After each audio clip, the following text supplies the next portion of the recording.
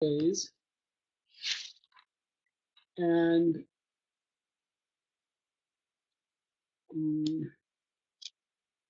let's begin. So he says, Reb Nassim says, "V'zeh bechinas mechitzos shel Shabbos." So we know that there are different domains when it comes to the laws of Shabbos. There's the public domain and the private domain, to mention two of them. We're going to call the public domain the Rishus Harabim, the domain of the public, and the private domain, the Rishus Hayachid, the domain of the individual. So Reb Nassim says, "V'zeh bechinas mechitzos shel Shabbos." This is the idea of the concept of mechitzos on Shabbos, building walls around your domain. Shehem sholosh mechitzos da'oraisa. That there are three. The requirement is for three walls from the biblical perspective, midoraisa. So imagine like a horseshoe, one cross and then down, like a U-shaped. And it's open on one end. There are three walls in the U-shape, excuse me, and it's open at one end. Welcome back, Beryl and Teresa. Thank you for joining us. We just got started. So this is the concept of a private domain, one that is surrounded by three walls. Beryl is particularly glad. I'm particularly glad to see you back joining us again.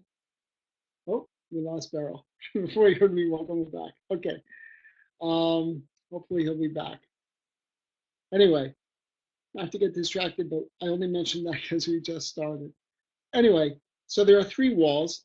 So in other words, to create a private domain, we need to have, biblically speaking, three walls around our, let's say, for example, a courtyard or the area. The Chachamim tiknu lechi v'kora l'ruach revius hapsucha. But the Chachamim said, "Hi, Yaya, welcome back." But the Chachamim established that there should be a korah or a lechi or a korah on that fourth wall. So if you picture a U shape, it could be either direction, one and then across and down, or the other way. That fourth wall can be missing, and it's still considered a private domain. But the Chachamim required that there be some type of demonstrative on that fourth side to demonstrate that it is a private domain, because otherwise it looks open and it looks like you can just keep going. Let's say you're carrying something in the private area. If you're not bounded on that fourth side by a wall, someone could think, oh, it's okay to continue carrying even outside the immediate area. And that's not the case. And the Chachamim established that there should be a lechi, a vertical beam, the korah, or a horizontal beam, to demonstrate that this is the end of the private domain and the beginning of the public domain, and don't carry beyond that private domain. So that's what we're saying. Three walls you need for a biblical private domain, and the fourth wall is rabbinic. Of course, in our communities, we have many times just the lechi and the korah around the community. That's called, quote unquote, the Erev. It's not really the Erev. The Erev is the food, which is ma'arev the community, which unites the community. But be that as it may, this Tzuras HaPesach, as it's called, the form of a wall comprised of two verticals and a horizontal forms a valid halachic wall. So the point is, after all this explanation, is that we have an enclosure, and the Chachamim required on the open side of the enclosure that it should also have some recognition, something recognizable that this is the end of the private domain, so people should know. That's the bottom line. Ki b'Shabbos Kodesh also, and it's going to tie in so beautifully to what we've learned till now. So listen to this. Ki b'Shabbos Kodesh, because on the holy Shabbos, also l'taltel Rishus Harabin, the Rishus Hayachid, or lahefech. Because on Shabbos Kodesh, it's prohibited to move something from the public domain to the private domain, or opposite. One is not permitted, even though it might be a very light item. And you might say, well, I'm not working per se, I'm not working hard at lifting and carrying and transferring this item. But the problem is not how hard a person is working, it's the it's the action that's accomplishing that's the problem on Shabbos. It's the accomplishment of the transfer of the item from the public to the private, or from the private to the public. That's the problem. That's what we're prohibited from doing. And as a result of that, the Chachamim wanted a, a visible barrier, not a physical barrier, but a physical demonstration that this is where one domain ends and the other domain begins, so that people should be aware and not do that. Now we're going to start getting a lot more, if I can use the term, spiritual, this whole process. Shabbos, there gets to be revealed Hashem's unity. The Asur, the Oer, Oz, Shum, Pu'ula, Meshuna, Chas v'Shalom. And on Shabbos, it's prohibited to do any actions that can that tend to demonstrate a lack of this unity. So I didn't translate this verbatim. Verbatim, it says, it's translated as Ki Shabbos Bechinas Hiskalos Achdus HaPashut, because on Shabbos there is a revelation, a realization, at least in our world, of this unity of Hashem. And it's prohibited to engage in any action in a separate and distinct action that's separate and distinct from Hashem's unity. So that's why I translated it a little differently initially, because it's a little bit challenging to understand. As we continue, it'll become clearer. Because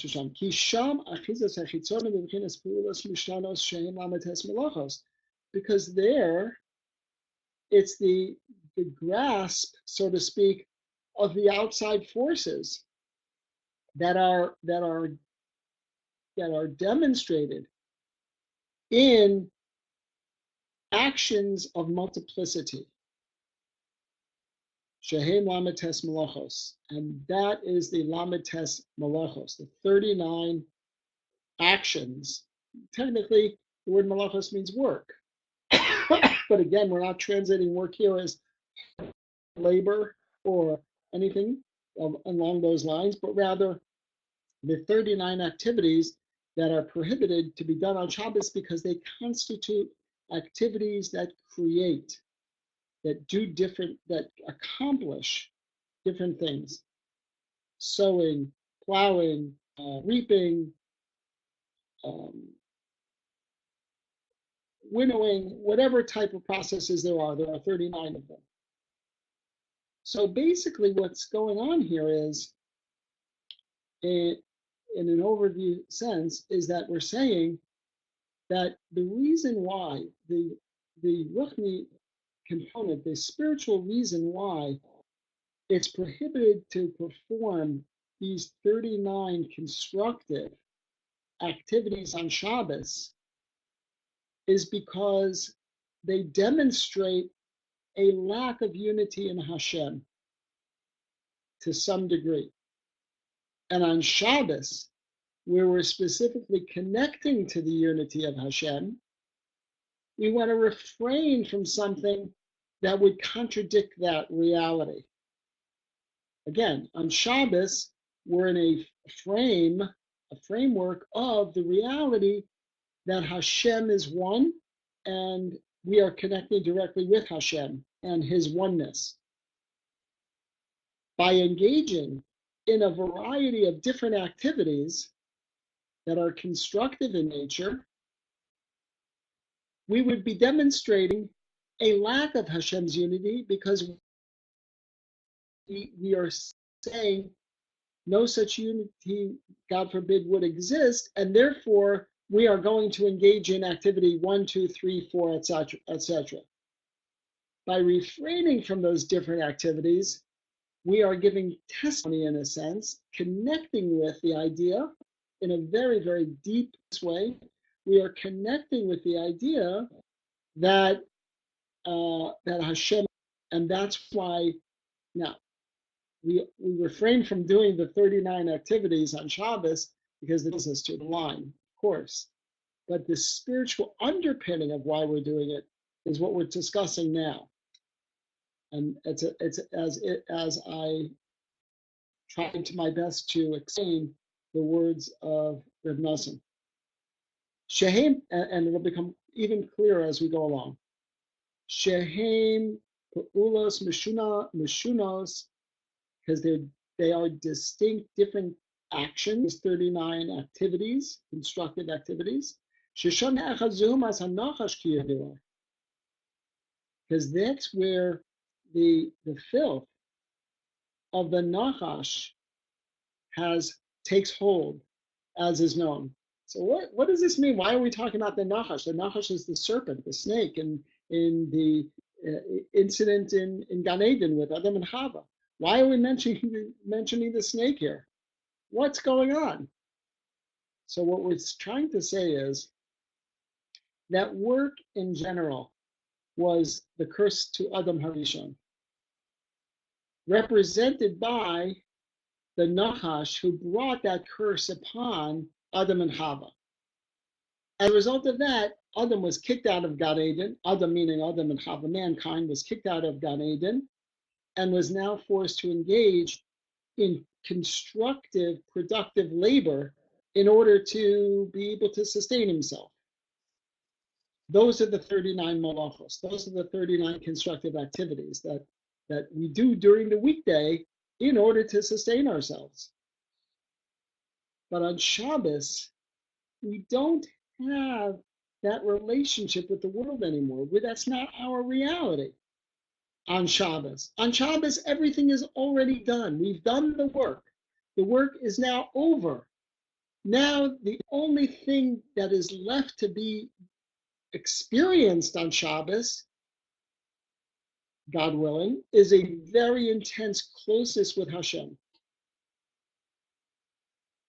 And if we then, during Shabbos, introduce these different activities, well, the two can't exist at the same time. Either we're close to Hashem and we need not do those activities because we're being sustained in a sense by Hashem's presence itself, himself, or we're being sustained by our activities as if it were the 6 days a week. So when we engage, if somebody were to engage in, God forbid, malachos on Shabbos, specifically the 39 and all of their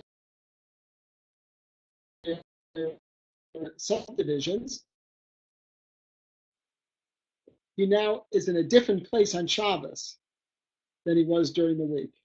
And that's the spiritual underpinning of why we keep Shabbos and the specialness of keeping Shabbos. It's not just enough to say, oh, I want to experience closer to Hashem. Let me sit here and be close to Hashem. But rather, by refraining from certain activities, we give demonstration to our desire to be closest to Hashem, closer to Hashem. Not to mention which we fulfill the mitzvah of not doing malacha on Shabbos, of not doing work as classified by the Torah. It's going to get even more deep and even more beautiful as we go.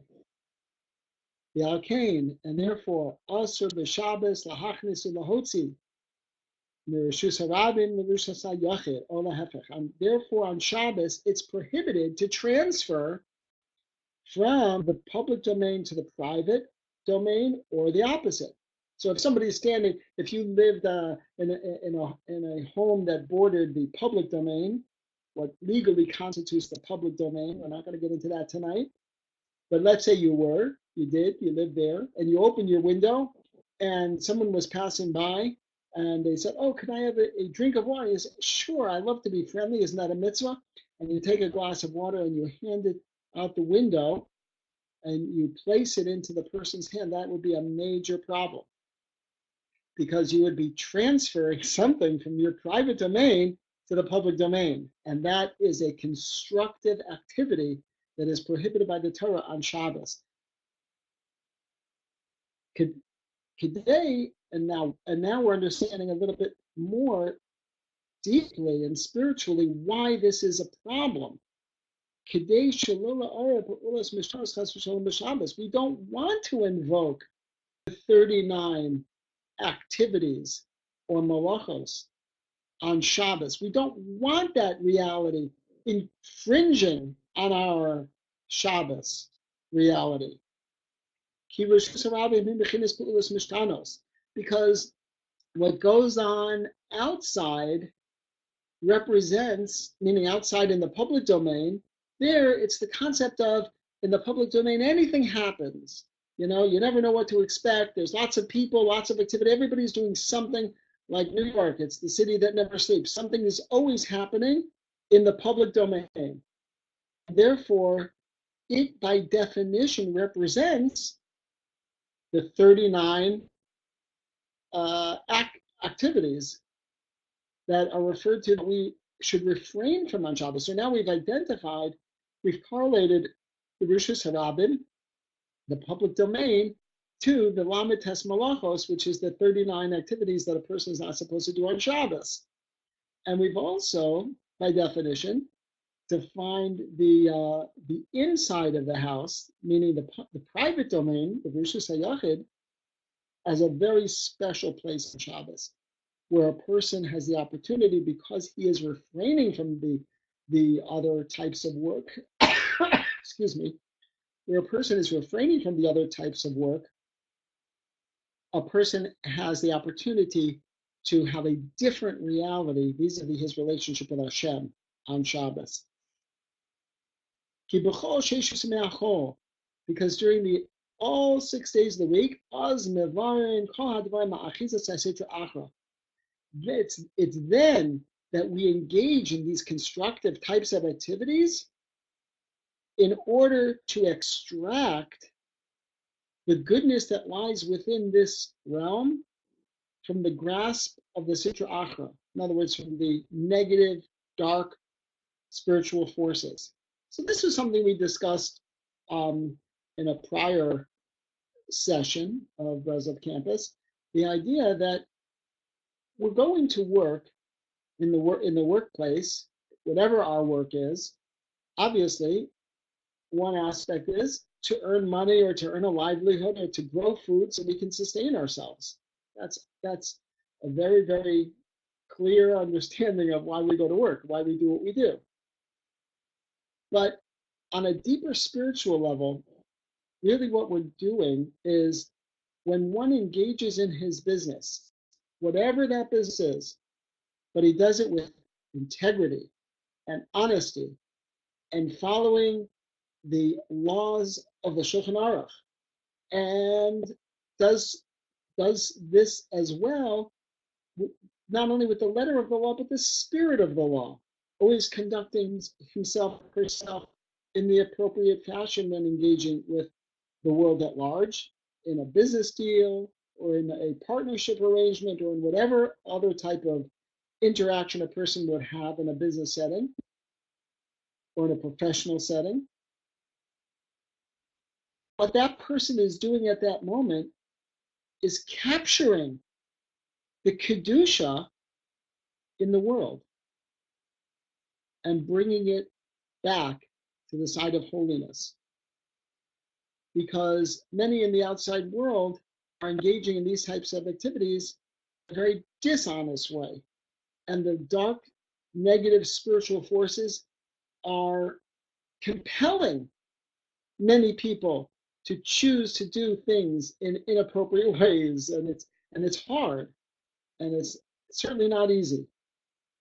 But when a Jew, especially non-Jew, also has to do this.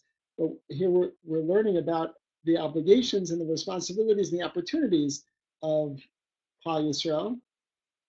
When a Jew engages with the world in an appropriate halachic and hashkafic fashion, what that Jew is doing is capturing the essence of the activity of the job that he's doing, the spiritual makeup of that activity, and drawing it back to the side of kedusha, of holiness. And then we discussed that he brings it home and he enhances his life at home as well. But very, very important to understand that when a person is going to work, it's not simply to put bread on the table, and it's at all cost.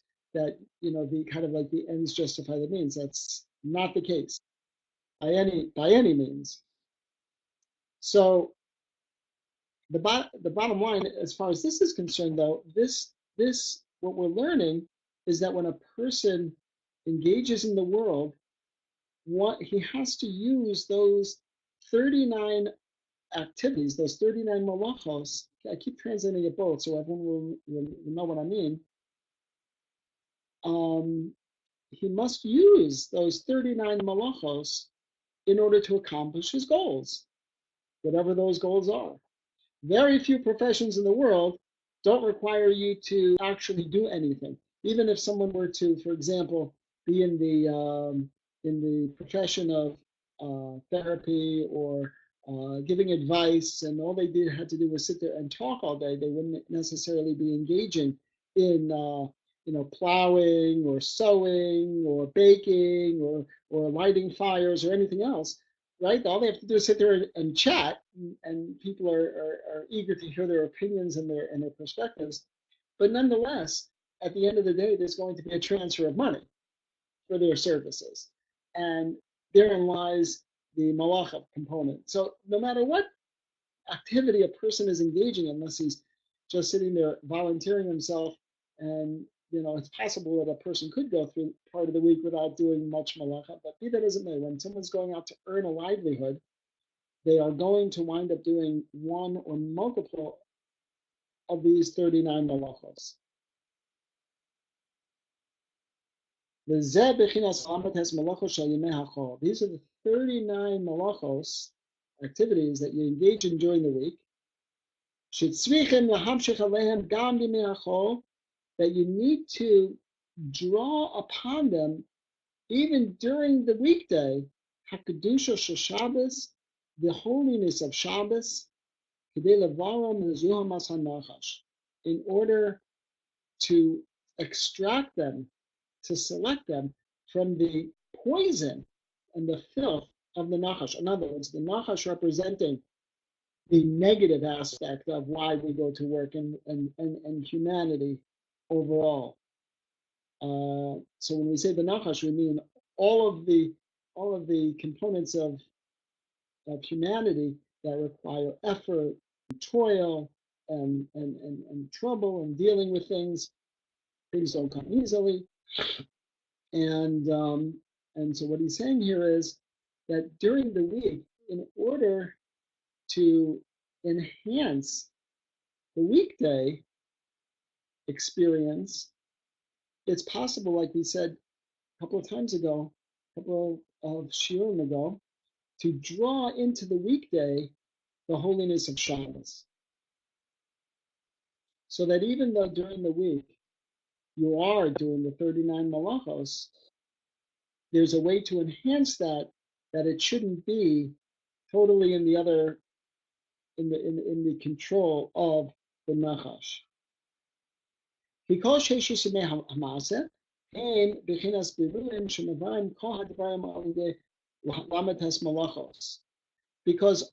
all 6 days of the week, 6 days of creation, they were the concept of selecting and uh, choosing one versus the other, building. All these types of constructive activities were done through the Lamites Melachos. When a person goes to work for 6 days a week, he accomplishes his work with one or many of the Lamites Melachos. When he's doing them properly. And what he means by that, I believe, is, as I mentioned before, that a person never has an excuse not to conduct himself morally and halachically correctly.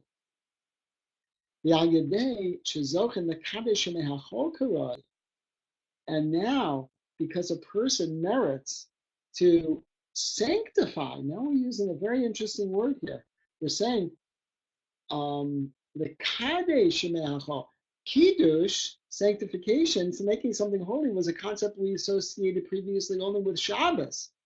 But now what we're saying is it's possible to inject kedusha into your weekday as well.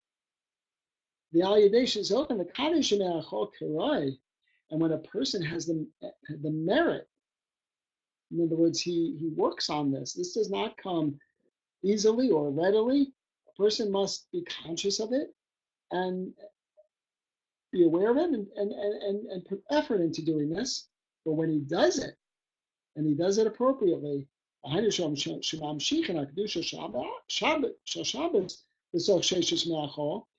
he's dragging in the holiness of Shabbos into the weekday,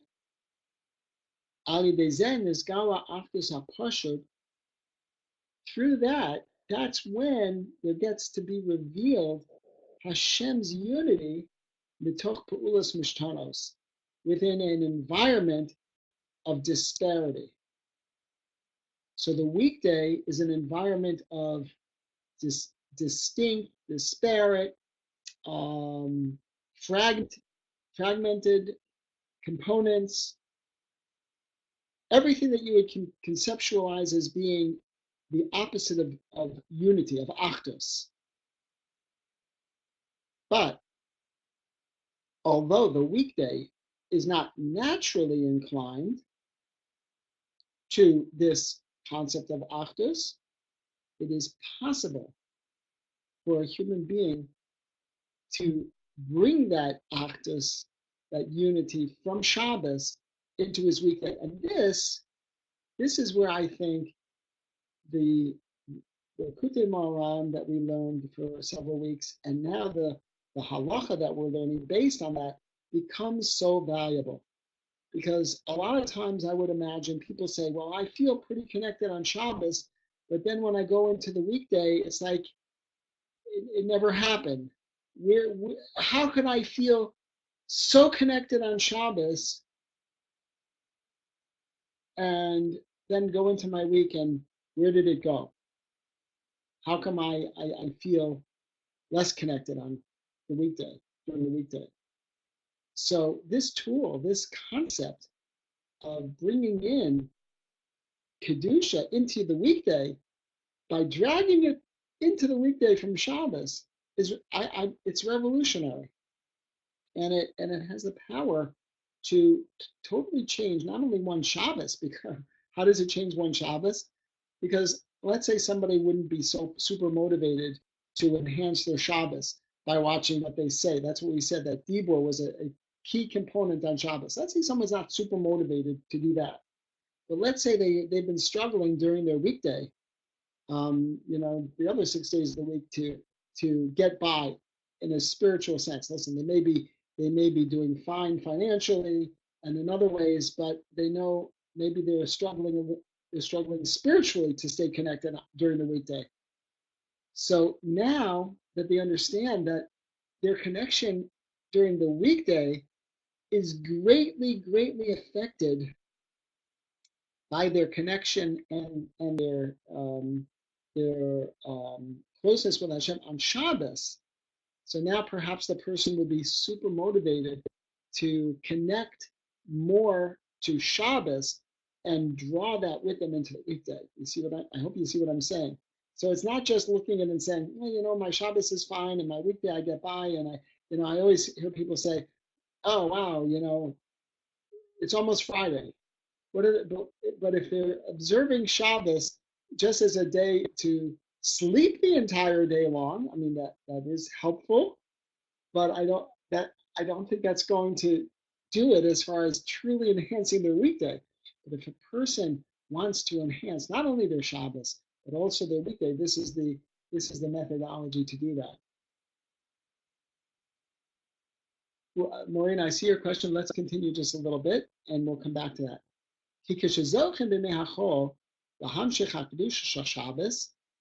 Because during the weekday, when a person is zoche during the weekday to draw the kedusha, the holiness of Shabbos into it, then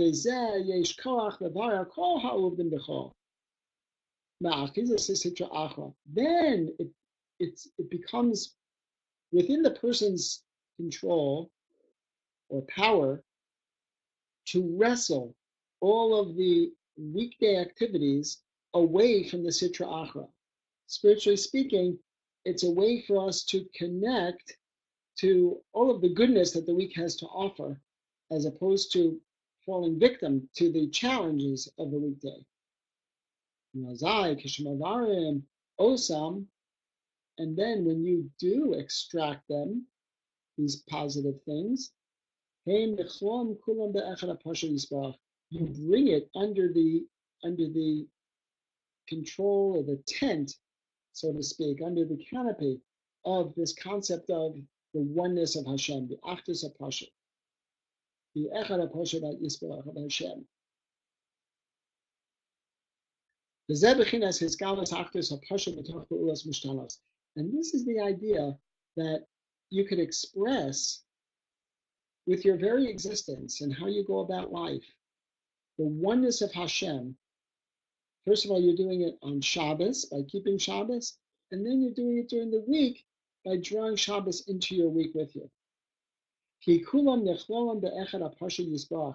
all of it, all of these different activities, all the days of the week can be incorporated in the oneness of Hashem,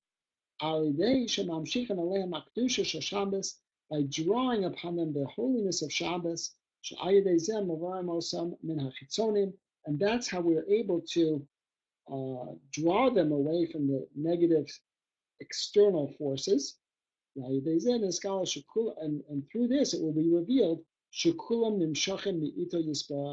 that everything that happens to a person and every interaction that a person has and every business dealing that a person has, etc., everything about the weekday is also mi'ito yisbarach, is coming through in from Hashem. And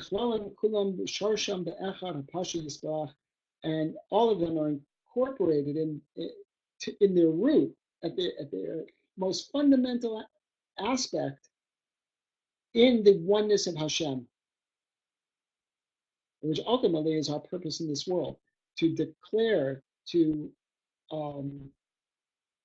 bring Hashem's oneness. I remember I described this previously, that Hashem created the Bria, the creation, and he left it unfinished for us to complete. And that completion was to bring the realization of Hashem into this realm by how we live our lives, by the choices we make, by following halacha, by being an example, by teaching, and many other ways. And now we're seeing that this Achdus HaPashat can even find voice, can even find expression, and come to reality even in an environment that in itself is comprised of multiple things. Meaning that during the weekday, there's lots of activities that go on. Even a Jew is permitted to do all kinds of activities, halachically speaking correctly, of course, but a person is allowed to do an array of activities to accomplish constructive goals that they are prohibited from doing on Shabbos. All of this is done during the weekday. When we do these Beruim is selecting. So when a person, for example, in a very simple sense, when a person decides they have two foods in front of them and they choose the kosher food, they're selecting the kosher food as opposed to the non-kosher food. A person is in a business deal and they accept one deal because it's halachically correct and appropriate, and he rejects a different deal which would be dishonest or not halachically appropriate. This is an example of beruvin. Not to mention the physical beruvin. If somebody is making something and they need let's say a nail, and there's a variety of nails to choose from, different sizes, different widths, etc. And the carpenter chooses one kind for an appropriate reason in this particular aspect of the construction, and he selects a different kind of nail in a different part. So we're constantly making distinctions between things during the weekday in order to accomplish the constructive acts that we want to accomplish. All of this is done during the weekday. Because that's when we do these kind of selecting type of activities. And therefore, it's then during the weekday that a person is permitted, excuse me, is permitted to carry from the one domain to the other, from the public domain to the private domain, and the other direction as well. Because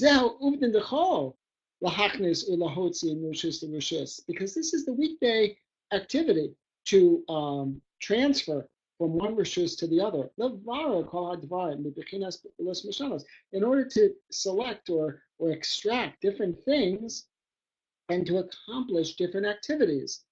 In order that ultimately, by doing them properly, doing them the way the Torah wants us to do them, then we save them from the negative forces and bring them into the side of Kedusha. We elevate our world by doing things according to halacha. Or a person needs, let's say, for example, to take something out of the private domain, the Rishus Harabim, and into the public domain, in order that he should be able to accomplish other activities in the Rishus Harabim. So let's say you have, for example, a tool in your house, in your garage or your tool shed, and you need to use that tool. It's not going to do you any good staying inside. You need to take the tool from the inside and bring it outside in order to accomplish your goals. But the ultimate goal of all of this is to introduce all of these results, all of the results I get from my work, into the side of Kedusha, of holiness. The Bechinas Rishus HaYachid, in other words, to bring it back home, inside, where the Kedusha is, where the holiness is. All of this is done during the week. By drawing in the holiness of Shabbos into the days of the week. And if a person is unaware that this is even on the radar to do, they're not going to do it at all. But if we make ourselves, and this is in part of the answer to your question, Maureen had asked, so how do we do this exactly? Part of the reason is awareness. Even being aware. Shabbos is Kedusha. Shabbos, we refrain from activities. We refrain from activities, of course, because the Torah tells us not to, but on a spiritual level, we refrain from activities because Hashem is one. And he doesn't need other activities going on. When Hashem is there, we connect to the oneness of Hashem. There are not a multiplicity of activities going on. We refrain from all these different types of actions. During the weekday, we are compelled to go out and do our work, and therefore we are subjugating ourselves to a realm of disparity and multiplicity, to use that word again. And in a very real sense, uncertainty. How will the week turn out? Will I be more spiritually advanced at the end of the week? Or will something challenge me during the week that could potentially, God forbid, present a problem? So in order to protect oneself and enhance the weekday, Reb Nosson, Reb Nachman are giving us the tools to bring the Kedusha of Shabbos into our weekday. And the way, just to answer your question additionally, Maureen, the way we did that was through our dibur, through our speech. Speech is what makes human being unique more than anything else. That's how we started this whole Torah. And we said that there were 4 components of speech. And we said that in order to make speech everything it needs to be, we need to infuse it with emes, with truth. And there were 3 names of Hashem, Kel, Elohim, and Yud Kei Vav Kei. And the 3 names of Hashem represent, Kel represents the power of prayer, tefillah. Elohim, the name Hashem, Elohim, represents the power of Torah. And Yud Kei Vav Kei represents the concept of shidduchim, where men and women unite forces to form an even greater unity, like Hashem's unity. And when we do that and we've enhanced our speech on Shabbos, we elevate ourselves. And when we then go into the weekday and continue that enhanced speech, to be speaking a Lashon Kodesh, a holy tongue. Again, we said that it's not Hebrew, not only Hebrew, but a holy modality of speech. So when we do that, we then merit to draw the Kedusha into the weekday. Why? Because there's a connection between the Kedusha of Shabbos and the uniqueness of speech. And it's almost like a magnet. When you go into the weekday, you might think, well, I'm moving away from Kedusha. But if you continue to be careful about the way you speak, you will draw that Kedusha of Shabbos. It'll be drawn towards the speech because inherently there's a connection between Shabbos and speech. That's what the Rebbe proved in the lesson. That since there's a connection, an inherent cosmic spiritual connection, not cosmic, I use that term too colloquially. There's a fundamental spiritual connection between speech and Shabbos that even though my body, my realm is going away from Shabbos, but because I continue to maintain a high level of perfected speech, infused with tefillah, infused with Torah, right? Because of that, now it's actually going to draw the Kedusha of Shabbos into the weekday. Let's continue just a little bit more. I hope that answered your question, and perhaps it was a question many had, and that's ultimately what we're getting to. A very, very practical application of these very, very esoteric Kabbalistic concepts. And that's what that's what makes Rabbi Nachman so amazingly unique and special. We're not learning Kabbalah here in the esoteric sense that we cannot relate to it and don't know how it can effectuate any meaningful enhancement in our lives. The Rebbe has done that work for us and is demonstrating to us the important connections that are being made in the spiritual realm so that when we do certain things, we will benefit from those connections. Okay, so he continues, Reb Nosson continues, and he says,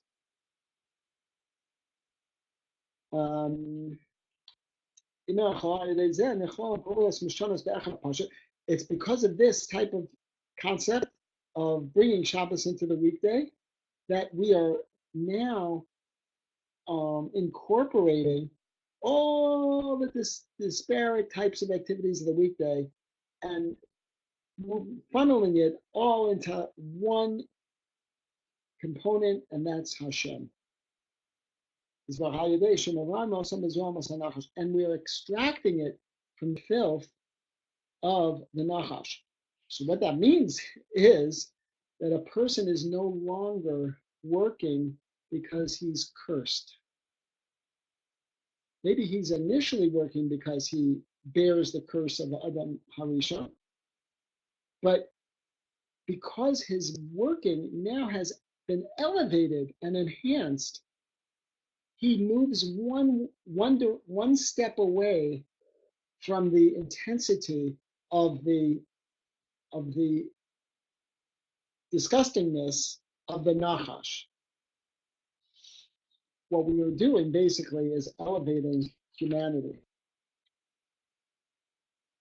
Okay.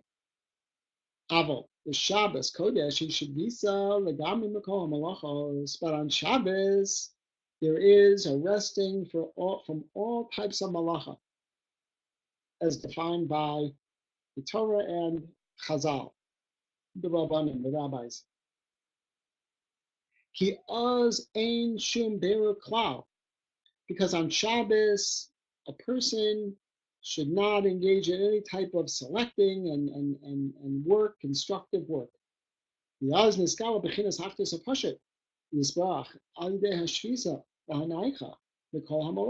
it's through a person's resting on Shabbos that he brings to expression the unique oneness of Hashem in this world.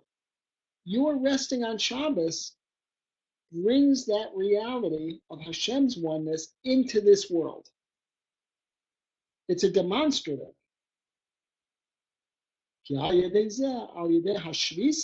Through this, through your resting, or through the resting, the hanacha, and the excuse me, the relaxing, the calmness, etc.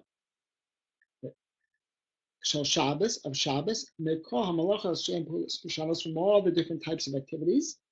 Ali Bezeh Olim Kol HaPa'ulos Mishtanos Shizbaru B'Mehachol. There comes to be elevated all of the different activities that a person did during the week. And they become incorporated into Kedusha, into the oneness of Hashem, and the Zgala b'Shabbos that's being revealed on Shabbos. So what Reb Nassan is saying here is an additional component. Not only can we enhance the weekday by bringing the Shabbos into the weekday, but after we get done with the weekdays and we're going to Shabbos, guess what happens?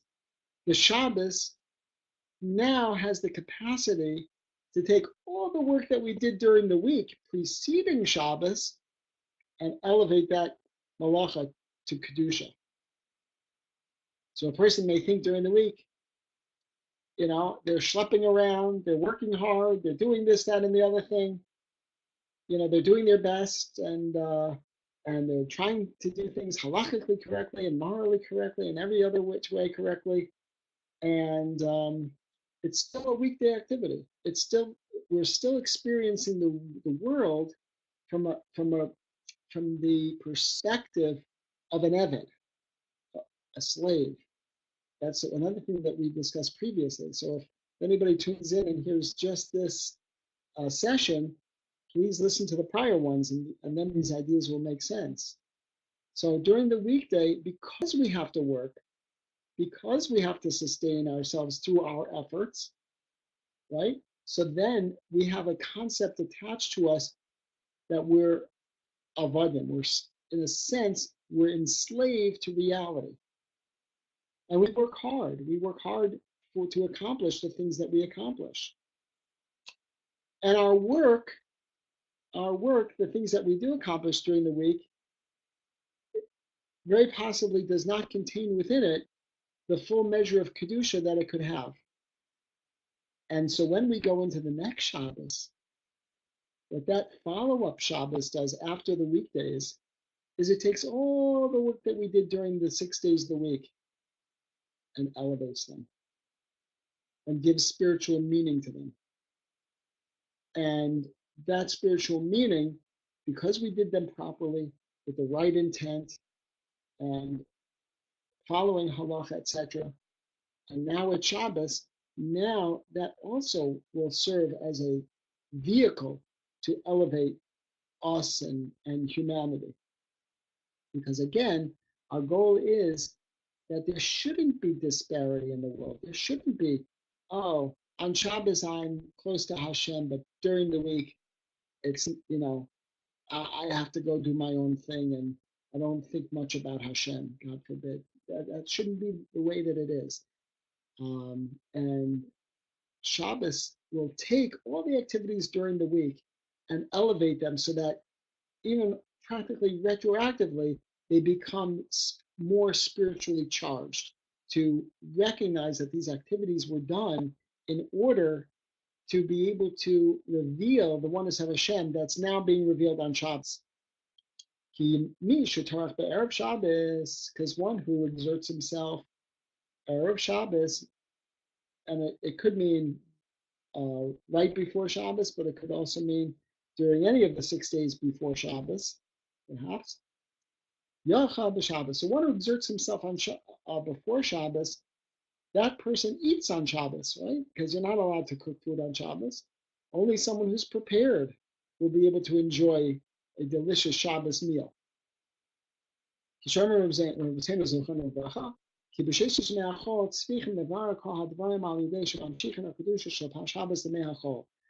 the weekday, we have to engage in a lot of different activities in order to discover the Kedusha.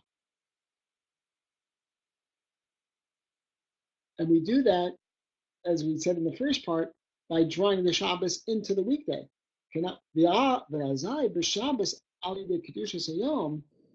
But then through Shabbos, through the holiness of the day of Shabbos itself, through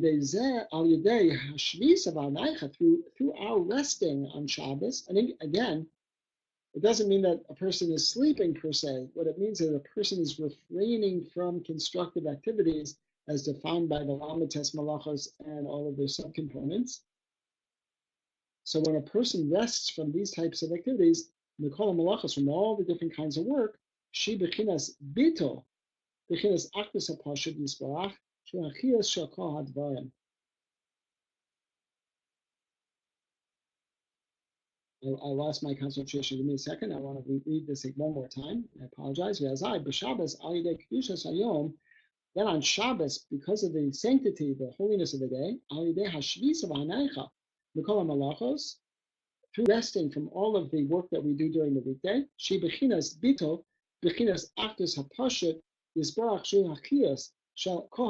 this is a concept of negation of the oneness of Hashem, which is the life source of everything, because the life of everything comes from Shabbos, which itself represents the oneness of Hashem, that sustains everything. So the idea here is that on Shabbos, we recognize we're closer to the idea of the oneness of Hashem, from whom all life comes into reality. All flows all life into reality. During the weekday, it seems like that has been nullified to some extent. And we struggle to discover that. When someone draws the holiness of Shabbos into their weekday, and then their weekday goes into Shabbos, and the Shabbos has a chance to elevate their efforts, their malachos, then we've enhanced even the weekday, and we've instilled it with life, because life is synonymous with the oneness of Hashem. Ki Shabbos Shema Dekudsha Bricha, because Shabbos is one of the names of Hashem. It's a Zohar. In fact, for example, according to some opinions, a person should not say the word Shabbos in the bathroom or in the mikvah, if they're not clothed properly, or if there's other things around that they shouldn't be saying. Hashem's name there at that moment. But the point being that the word Shabbos, that we refer to as the Sabbath, right? That's one of the names of Hashem. So this idea that the oneness of Hashem is associated with Shabbos, and of course Hashem sustains the world. So therefore, life in this world comes not only from Hashem, but Hashem slash Hashem when he interacts with this world on Shabbos. Now came the Shabbos Kodesh Ayde Hashvisa V'Hanaycha. Therefore, on the holy day of Shabbos, through our resting, the Kol HaPa'ulas Mishonos, from all the different types of activities, Shezel HaChiyusam, that this is their life source. Shabbos is their life source.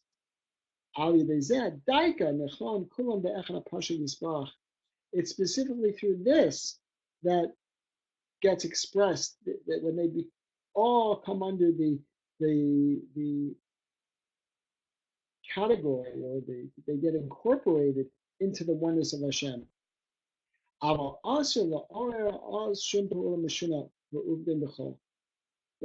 a person has to be careful, because it's prohibited for this reason on Shabbos from doing other types of activities, weekday activities. And it's like the person is denying the main essential component of the existence of Hashem, God forbid.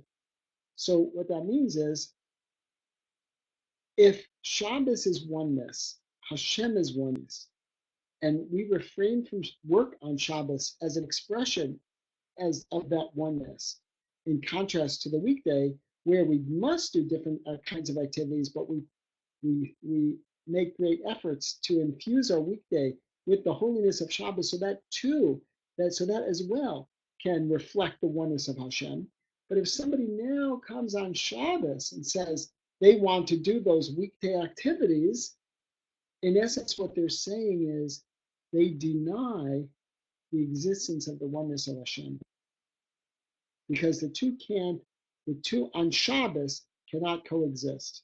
During the weekday, where that's the domain of the different types of activities, that's where we try to bring Shabbos into that realm, so that we can push away some of the zuhamas hanachash, some of the filth of the snake. And when we do that, by the way, then for that instant, the only thing that remains is that kedusha. But we're enhancing that other realm with the presence and the oneness of Hashem. But on Shabbos, there is no other component of the nachash on Shabbos. So therefore, it would be inappropriate for a person to do these different activities on Shabbos.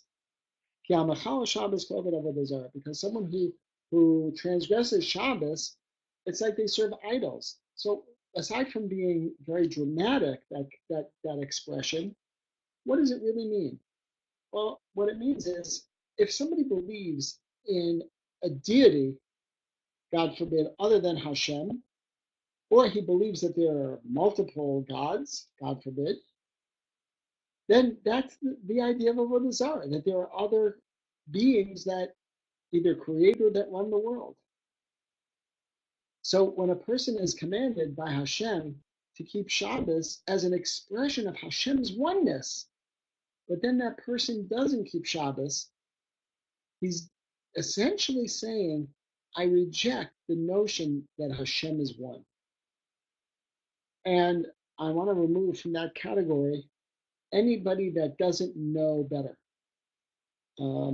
Many people in the world today, unfortunately, are not learned about the importance and technical aspects of keeping Shabbos, and therefore they don't necessarily always keep Shabbos.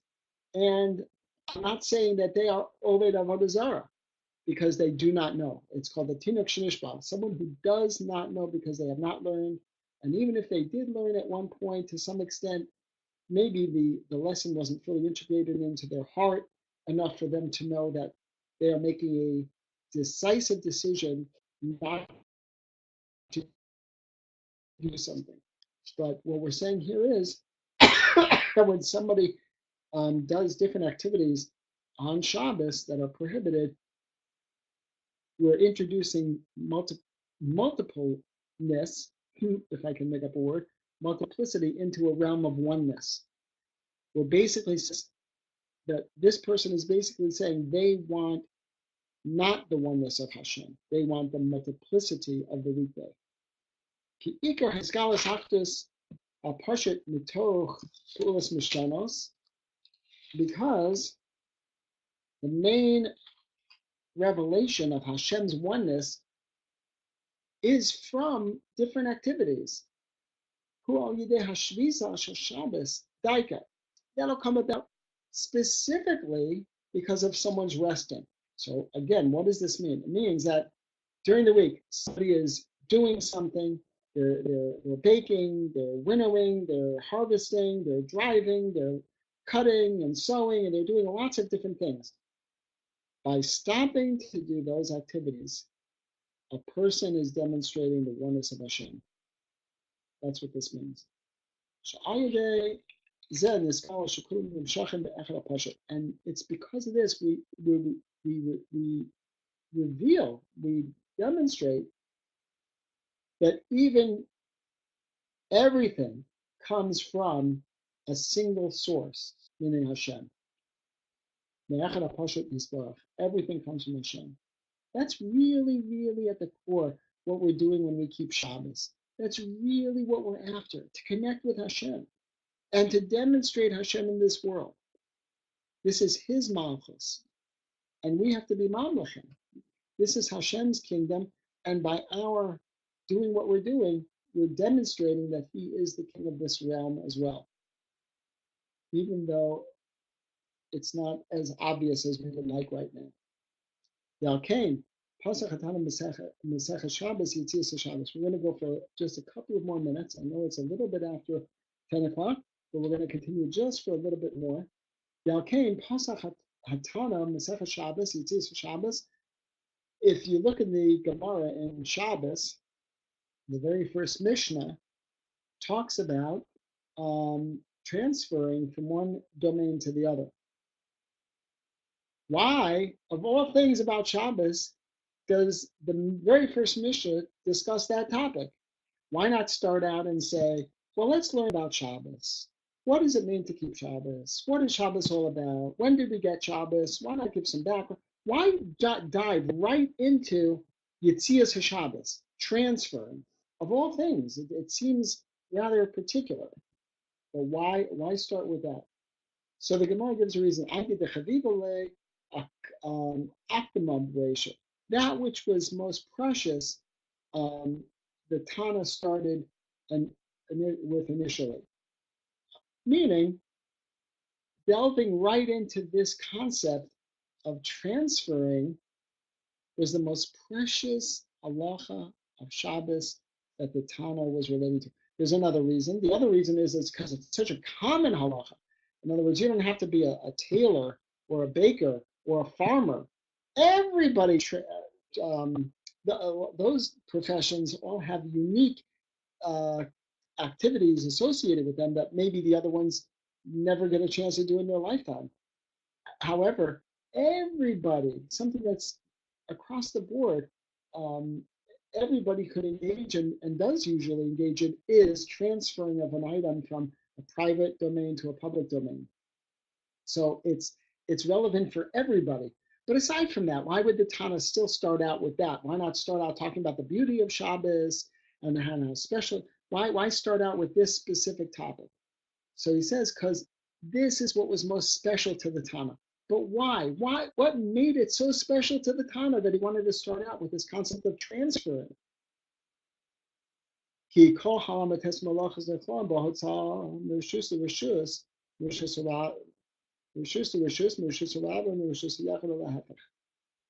Nassim says, because this concept of transferring from one domain to the other is a representative of all 39 activities.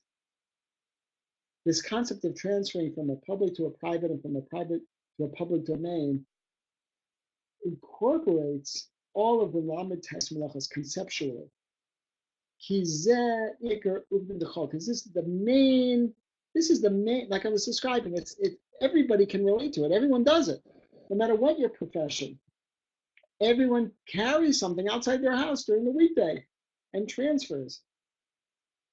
It's like a basic fundamental malacha that it captures the essence of all malachos, meaning all malachos have the component of being constructive, creative, and on a very fundamental level, on an easy level, and on one that everyone can relate to. The idea of transferring from one domain to the other is also constructive. I need that item on the other side of this wall. So therefore, I am going to transfer it into another domain. That's constructive because I want it there. But on Shabbos, also it's prohibited. Because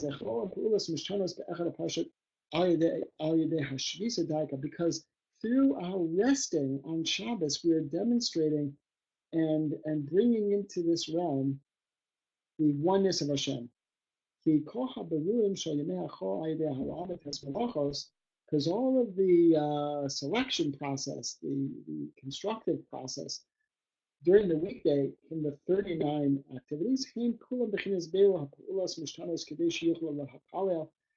all of them are there doing their individual activities in order so that they should all be able to be united in a sense, kiviyachol.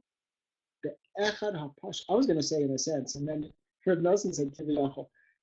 All of these different activities, in a certain sense, are coming together, even though they're different activities. You'd think baking has nothing to do with sewing, and sewing has nothing to do with harvesting, etc.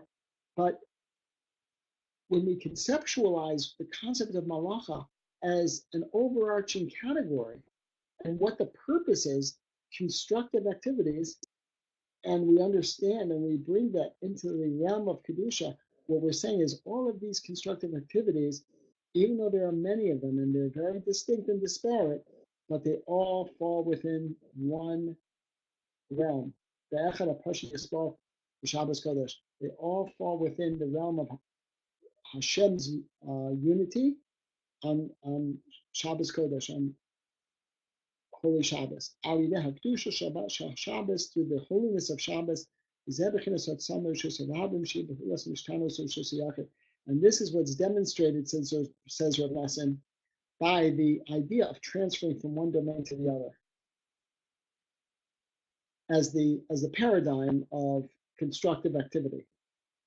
Shabbos Asurim Kol HaMalachos V'Kum Nechlon B'Bekinas Hotzam Rishus Rishus Rishus Ram Rishus Yachid. It's kind of like what we've said so far, that on Shabbos it's prohibited to do these types of activities as demonstrated by transferring. He's not so much repeating here right now what he's saying, but he's applying it to what he just said with regard to transferring.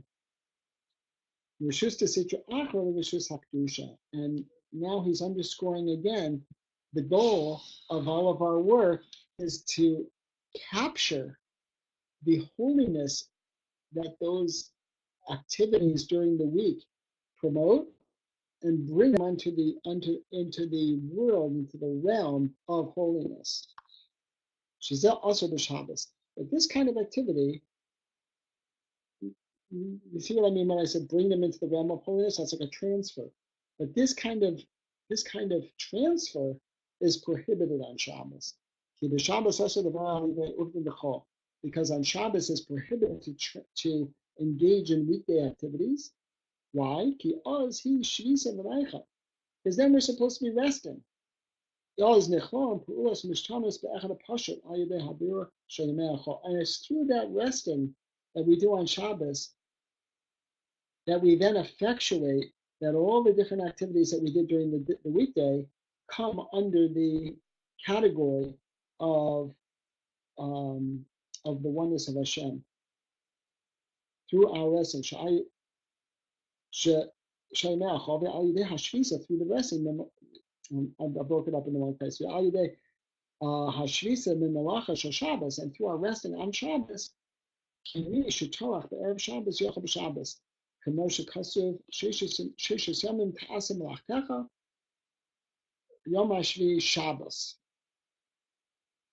So what he's saying in this last sentence that we're going to do tonight is that through resting on Shabbos, We bring all of our weekly activities into the realm of Kedusha. Again, why? Why do we bring it into the realm of Kedusha? Because we're demonstrating we weren't working all week just because we wanted to fill our bellies, or we wanted a bigger bank account, or because we were super motivated by an internal drive to be our best in whatever it was we were doing.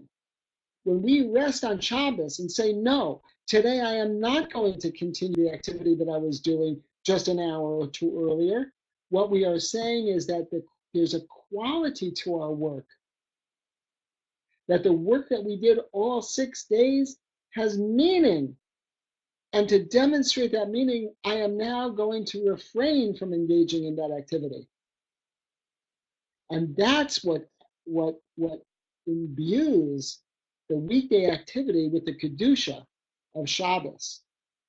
The resting demonstrates that the work was in order to get to Shabbos, because it says that anybody who works before Shabbos gets to eat on Shabbos, that we do work 6 days of the week and we rest on Shabbos.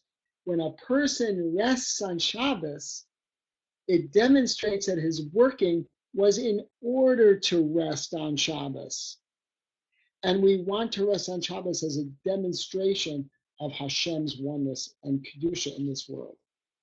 I hope, especially the last couple of sentences, I was able to really bring that concept home clearly, that there's a lot of spiritual things going on here, where the Shabbos is influencing the week, and then the week is going into Shabbos and becoming enhanced retroactively, and things are getting elevated, and a person is working and he's engaging in all of these different activities, and then we say, oh, but he can't do that on Shabbos, and somehow that solves all of the issues. So how does it solve all the issues? Because it demonstrates that our resting on Shabbos demonstrates that our weekday also had meaning. That our weekday was not void of connection to Hashem. Whereas if a person were to simply continue to work and not rest on Shabbos from the work that he was doing, then he would be demonstrating that my work is void of a connection with Hashem, because there's no way to express it. I just started working one day and continued. In contrast to that, when a person does rest on Shabbos, they're saying, no, I will not continue. Why? Because just like I'm stopping now to recognize Hashem and bring Hashem into this world, guess what? So too, the work that I did over the course of the week, that was also to recognize and bring Hashem into the world. And since both have the same goal, I am compelled to not work on Shabbos, because that's ultimately what a Jew's goal is in keeping Shabbos, aside from fulfilling the mitzvah. Okay, let me see if there's any questions that I can answer. Give me a second to read some of the posts.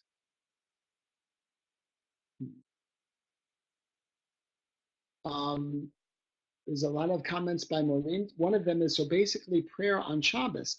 So the answer is yes, prayer on Shabbos and prayer during the week. Prayer in formal settings, prayer in informal settings. Prayer while you're driving, prayer while you're working, prayer while you're thinking, prayer all the time. Every time is auspicious and wonderful for tefillah. Whenever a person engages with truth, the power of tefillah, the net result is that you use your mouth to pray, and as a result of that, you infuse your dibur, your speech, your speaking capacity with emes. You transfer the emes in the tefillah into your speech. Now, I know that these are intangibles. Tefillah is an intangible. Speech is an intangible. I mean, for all intents, I know it's related physically, but for all intents and purposes, you can't hold speech in a vessel, and you can record speech. That's kind of like a vessel, but that's not what I'm talking about.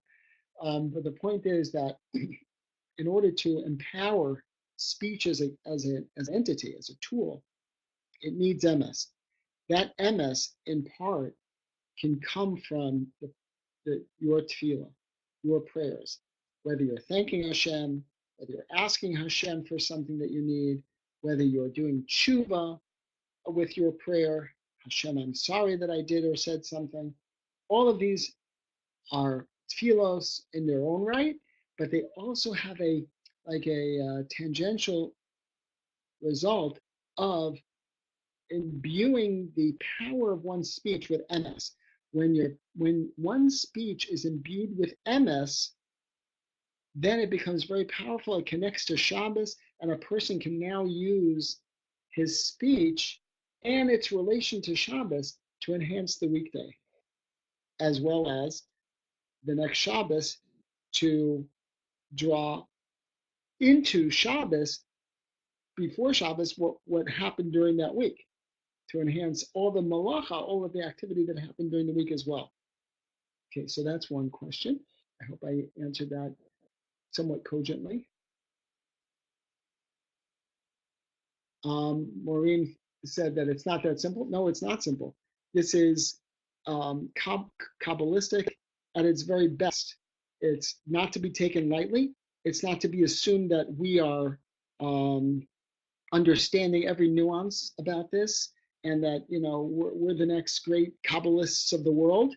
What we are doing, however, is familiarizing ourselves with klolim, with concepts that Rabbi Nachman has presented and given us on a silver platter so that we can enhance our lives. To whatever extent you can, do these kinds of things and be aware of them. Just even being aware of them, you will be able to effectuate an enhancement both in your Shabbos and in your weekday.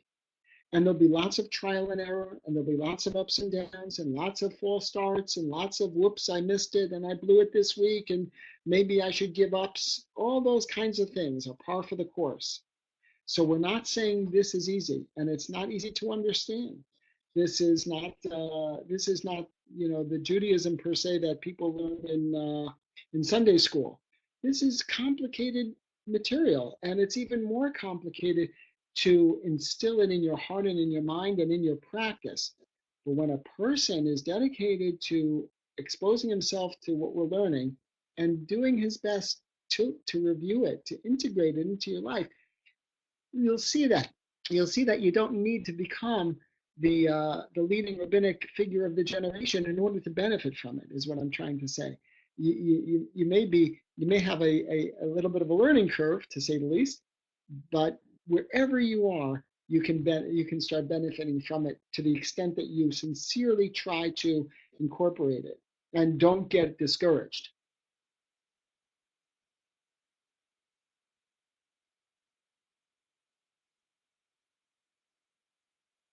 Okay, I'm going to take one more question, also by Maureen, and the question is an excellent question, and she writes, "What is your opinion about walking very far to a synagogue on Shabbat, where it feels so arduous?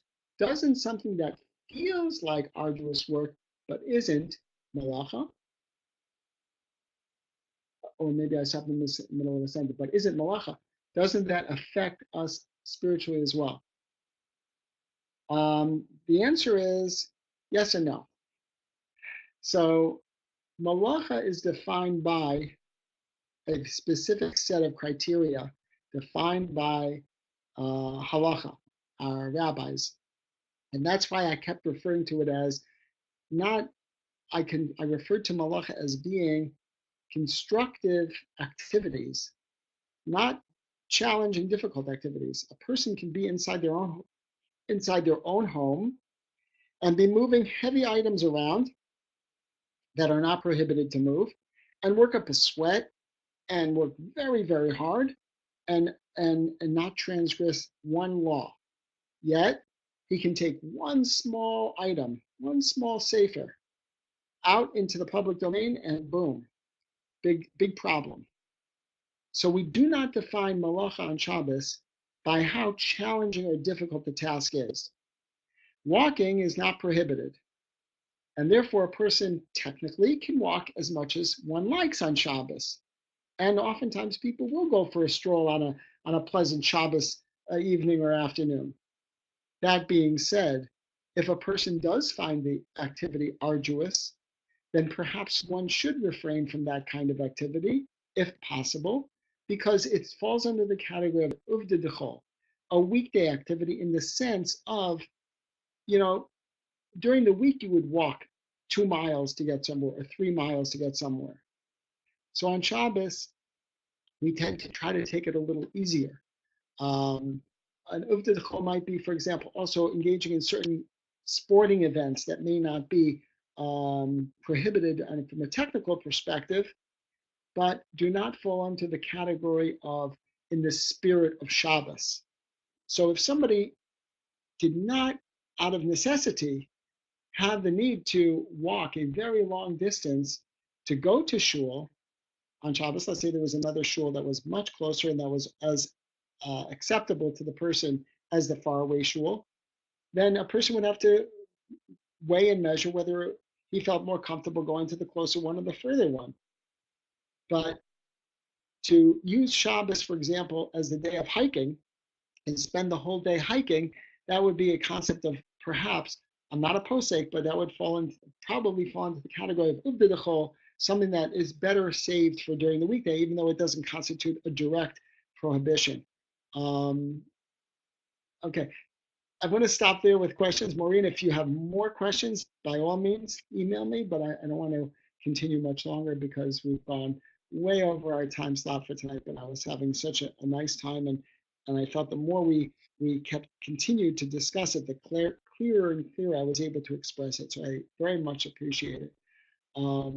I hope that even now, even though we are several days still away from Shabbos, it's just Tuesday night, I hope that Shabbos is on your mind, and as you continue your weekday, you think to yourself, Shabbos, drawing Shabbos into my weekday, and then you'll be able to approach Shabbos and say, okay, Shabbos, now here you are, and I'm ready for you. Baruch Hashem. So thank you very, very much for joining me. I apologize we went 20, little more than 20 minutes over, and I wish everyone all the best. Take care. Have a good night.